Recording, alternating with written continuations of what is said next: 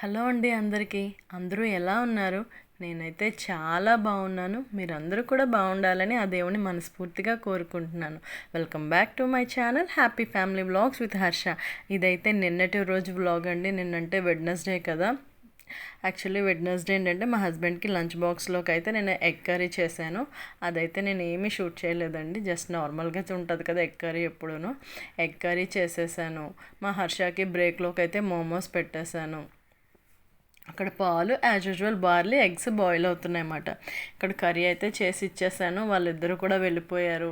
ఇంకా ఈరోజు అయితే రెసిపీసే ఉంటాయండి. ఇంకా ఏమీ చేయలేదు, నాకు కొంచెం హెల్త్ బాగాలేదు అందుకని చెప్పి. అండ్ నెక్స్ట్ మా హర్ష ఎగ్ తినడు కదండి. ఇంకా వాడు వచ్చిన తర్వాత ఎగ్ రైస్లా అయితే చేసి ఇచ్చేసాను. వాడు ఏంటంటే ఎగ్ పళ్ళంగా తిండండి. ఇలా ఎగ్ రైస్లా చేసిన ఆమ్లెట్ వేసినా తింటాడనమాట. అదేంటో వాడు. అయితే ఇక్కడ ఎగ్ స్క్రాంబుల్ చేసేసి పక్కన పెట్టేసుకున్నాను. ఎగ్ రైస్లోకి కొంచెం క్యాప్సికము, క్యారెట్ అండ్ మన దగ్గర ఏముంటే అది నేను స్వీట్ కార్న్ అయితే వేసాను అనమాట. ఆయిల్ వేసుకున్న తర్వాత ముందు క్యారెటే వేసుకోవాలి, ఎందుకంటే క్యారెట్ కుక్ అవ్వడానికి టైం పడుతుంది కాబట్టి. క్యారెట్ కొంచెం వేగిన తర్వాత క్యాప్సికమ్, స్వీట్ కార్న్ వేసి వేయించుకొని నేను రైస్కి ముందే కుక్ చేసి పెట్టుకున్నాను. ఆ రైస్ కొంచెం వేసి వేయించుకొని ఉప్పు కొంచెం కారం వేసుకొని వేయించుకోవాలన్నమాట. అలా కొంచెం వేగిన తర్వాత కొంచెం సోయా సాసు, అలాగే కొంచెం వెనిగర్, ఒక్కొక్క స్పూను, చిన్న స్పూన్తో ఒక్కొక్క స్పూను సోయా సాస్, కొంచెం వెనిగర్, కొంచెం ఒక్కొక్క స్పూన్ వేసుకొని వేయించుకోవాలి.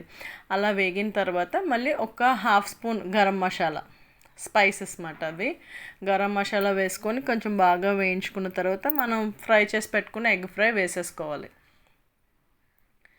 ఎగ్ ఫ్రై వేసి బాగా కలుపుకొని లాస్ట్లో దించే ముందు మన దగ్గర ఉంటే ఉల్లికాడలు వేసుకోవాలి, స్ప్రింగ్ ఆనియన్స్, లేకపోతే స్కిప్ చేసేయచ్చు, అలా తిన్నా బాగానే ఉంటుంది. ఉల్లికాడలు వేస్తే కొంచెం చూడడానికి బాగుంటుంది అన్నమాట. అంతకు మించి ఏమీ లేదు.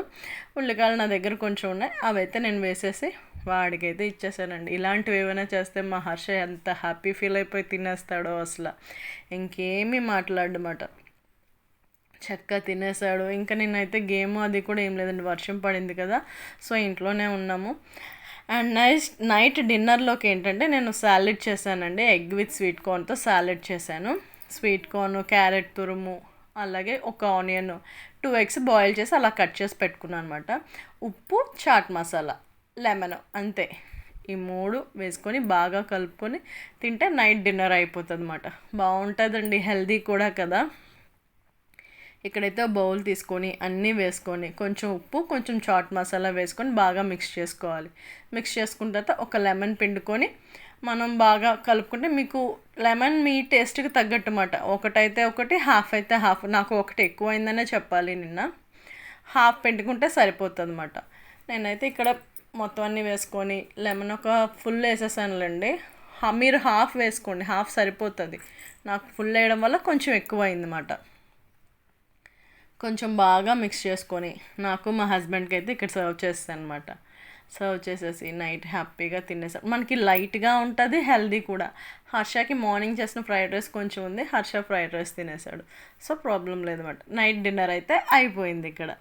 That's it friends. Thanks for watching my videos. Please like, share and subscribe to my channel happy family vlogs with Harsha. Thank you.